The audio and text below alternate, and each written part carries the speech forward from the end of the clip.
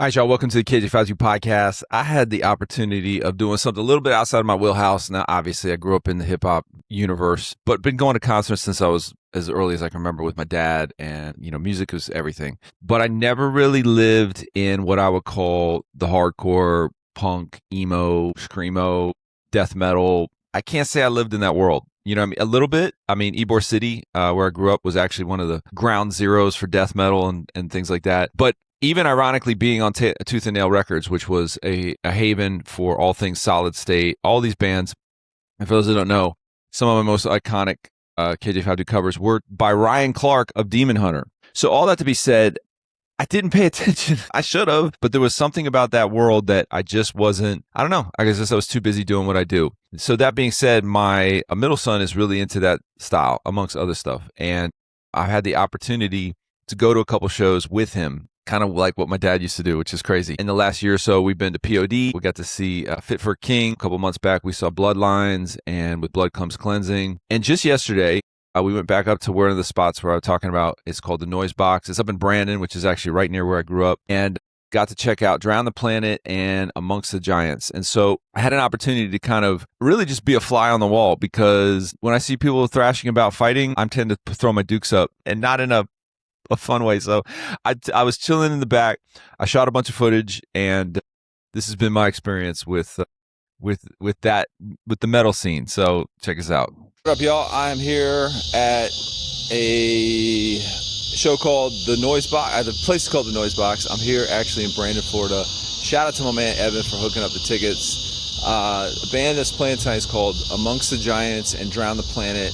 And I'm gonna be honest with you, I'm here because my kid loves this type of music. I never thought I'd be the type of dad to be like, this ain't my thing, but I'll go. I didn't think I'd be that type of dad, and I won't be that type of dad. But I'm here to experience this type of stuff too, right? I'm a hip-hop guy. That's what I am. I don't think I've ever really understood everything, all the nuance of hardcore emo, metal, math rock, screamo, death metal, unblack metal, metal, black, unmetal, hardcore, punk, post-punk, neo-punk. I don't know. I barely know all the different genres. But if he likes it, I like it. So we're going to go inside and check it out. All right? He's in there already.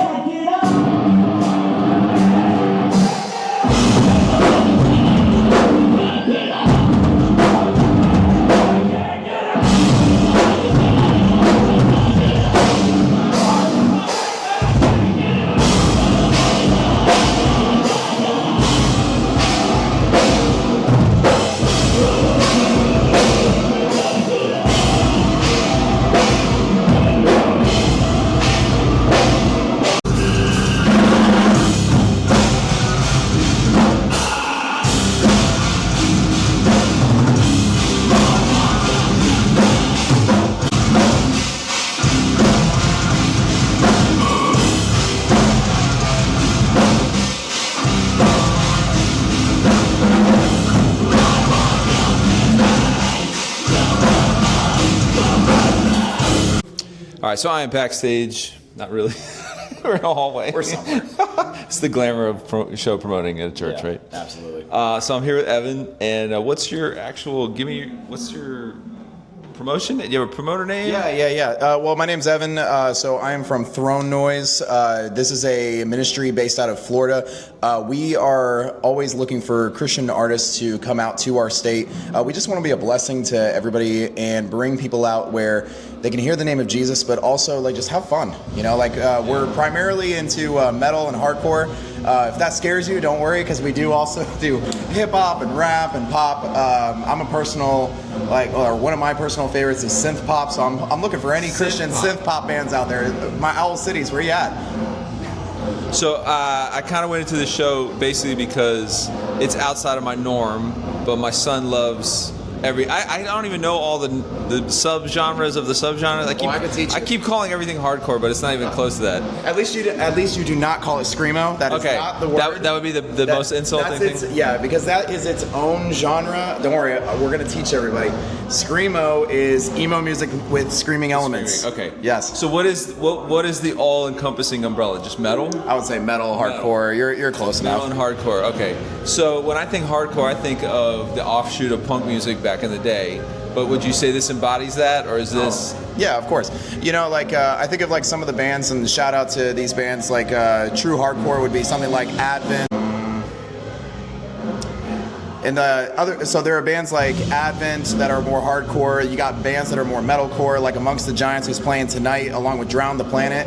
We also have our local American All-Stars out of Orlando, Florida. You should definitely check them out, along with What We Seek from the same area. So I'm just going to throw this out here. It's a guess, but it's been my observation. Okay, my observation is that anybody that likes hardcore metal probably does Brazilian Jiu-Jitsu. Actually, I do Jiu-Jitsu, so yes. And combat sports that seem to go hand in hand, and tattoos. I've been talking to some gentlemen. You see, we've done treason. Say your question again. I'm just saying I've seen the connection between hardcore music and combat sports, specifically Brazilian Jiu-Jitsu. Like, my son has tried multiple sports, but he is locked in. He does his first tournament next month. And a lot of the mainstream guys I noticed, a lot of them are in BJJ or some sort of. I mean, it's basically like fighting, right? So we're throwing it, throwing our fists around and stuff. So it's in a hardcore kid's heart to just go off and throw your fists, and so that's why combat sports they go hand in hand. I do Brazilian Jiu-Jitsu, so it's less striking, more grappling. But it's the same concept. We love to just fight people, so we like to do it, but we do it for the Lord, So how would you say that people that would say, how can you reconcile what looks violent, which is not obviously, but what looks intense or violent in a biblical scripture that's like, you should be turning the other cheek, you should be praying for your enemies, things like that. Have you ever heard these type of? Oh yeah, absolutely. But here's where I would look at it. Like, one of the things I've heard many, many times is like, oh, well, this is very violent music. Well, it's not violent, it's just loud. Now, there are things that could happen at a show that could be violent, but so could any genre. Right. I'm sure that there were people who were at the Beatles concerts and they were getting, into fights. So it's going to happen everywhere, because here's the reality. Satan is going to do what Satan does best, and God is going to do what he does best. And that's why I love Christian metal, because when I go to a Christian metal show, and in general, a lot of hardcore shows and metal shows, people are just awesome. We're having fun together, and especially at Christian metal shows, because what we're doing is we're not just doing it just to have fun. We're doing it because this is an act of worship for us. And for those kids who are out there that, they may not be as into, say you're Casting Crowns. I'm going to show my age with that one, but you're Casting Crowns, you're Sonic Floods. I'll name some new ones like Elevation Worship and Hillsong United, and those are all great artists, and even I'm a fan of those. But there are kids who, they gravitate towards that heavier music, and this is a great, amazing outlet that the Lord has created. There's so many people who have that desire in their heart to worship the Lord, but they want to do it in a fun, energetic, and crazy, loud way, and this is a way to do it.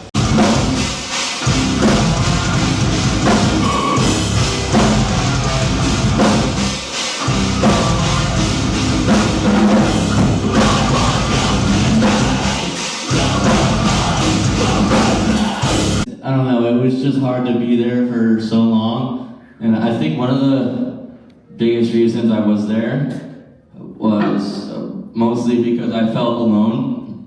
I felt like I didn't have anyone to talk to about it, but also, even if I did have people to talk to about it, it's hard to talk about in general, you know what I mean? You can't, it's just a difficult subject, I don't know, like someone asks you how you're doing, you can't just be like, everything sucks and I wish I was dead. What a buzzkill. You can't be, that's not how it works, You just tell them you're fine. And a theme in a lot of the songs of struggle, or I wrote this about my struggle, or I wrote this because you might be struggling, or I wrote this to, explore what's going on. So there's a lot of questions, not always answers, but there's a lot of questions. But what I do notice is a lot of times they will give the answer at their concert, or they'll say, hey, look around, you're not alone. Like, there's a lot of collective, I don't know what the word is, like you found your people. Yeah. Have you noticed that? Absolutely. And what I would say to that also is that, like, these are a group of kids that may or, whether we like it or not, may or may have not been, whether it's ostracized is a more intense word, but even just neglected from the church, and like I was one of those kids, like I loved metal and hardcore, and I was super blessed to have a church family that really poured into me. That's not always the case for kids who like really gravitate towards like going to these shows. And so, like, for example, the reason I started Throne Noise is because, one, God told me to, but two, like, I wanted a place where I could promote Christian metal, Christian hardcore in particular, but also all genres. But I wanted to create a space where we could openly have the discussion of the gospel. Because if, like, there are plenty of bands where they'll go out and they'll tour with non-Christian bands, and these kids that would never have stepped foot into a church, they're hearing the gospel for maybe even the first time they've ever, or for the first time ever. Where I live, about 15,000 kids of our 20,000 have never been to a church service in their entire life. And that's not out of the norm. That's actually pretty normal in the entire United States in general. And so, and that goes for everyone. But at the end of the day, like, there's so many kids that just don't get the chance to hear the gospel. And this is an amazing place where we get the opportunity to do that. We're very blessed. Yeah, so our first show that I took my son to was Fit for a King over at Janus Landing, which is a venue that's like been around since I was a teenager growing up in Tampa. And that obviously was a mainstream event. It was a mainstream show. I'll be honest, man, we skipped the openers on purpose. I knew what the bands were about, the openers. Sure. And, my son is still young, so I didn't want him to have to see that or deal with that. That being said, to come here and then also catch Bloodlines and... So you came to see Bloodlines, With Blood Comes Cleansing, and Heal the Hurt. It's a lot of blood. Yes. I also noticed thematically, death metal really loves the Book of Revelation. Oh, dude, the Book of Revelation, the Book of Daniel, like, oh, dude, anything semi dark or violent, it creates great lyrical content. And imagery. Yes. So I feel like I'm like a detached observer that was around weirdly but not paying attention because I was on Tooth and Nail. That was my record label. I was on forever. Ryan Clark was like my graphic designer. Yep. You know what I mean? So like to go back and now we listened to Demon Hunter together. I'm like, man, there's so much great stuff that I missed because I was just so tunnel vision. Yeah, I didn't know you liked K-pop.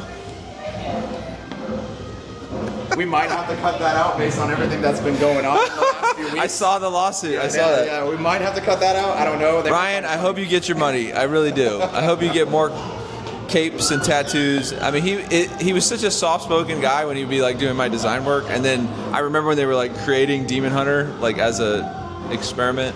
Anyway, as I'm diverting here, but the point being is. By the way, shout out to Training for Utopia, which is Ryan Clark's first band before Demon Hunter. You should check him out. This man knows his stuff. Anyway, I just want to say thank you for what you do. Thank you for a space like this that I can bring my son to and allow him, because today, I was like, hey, just to remind you, man, the show's today. He's like, oh. I was like, you still want to go? Yeah. I said, you have BJJ? Yeah, I'm going.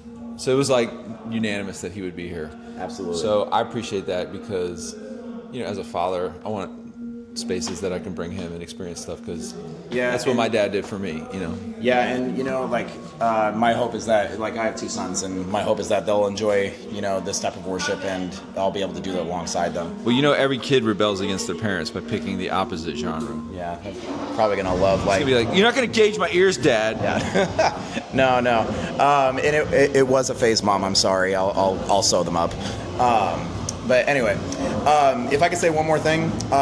So again, we are Throne Noise. We are so blessed to be able to work out of Florida.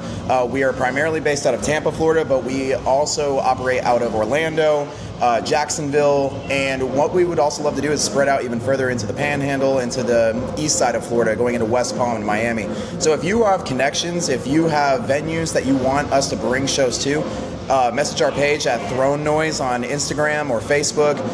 Definitely follow us so that way you guys can hear about more shows coming up in the future. There are some big plans ahead that I cannot actually say on camera, but just keep an eye out for that because we have something big planned that we're really excited for.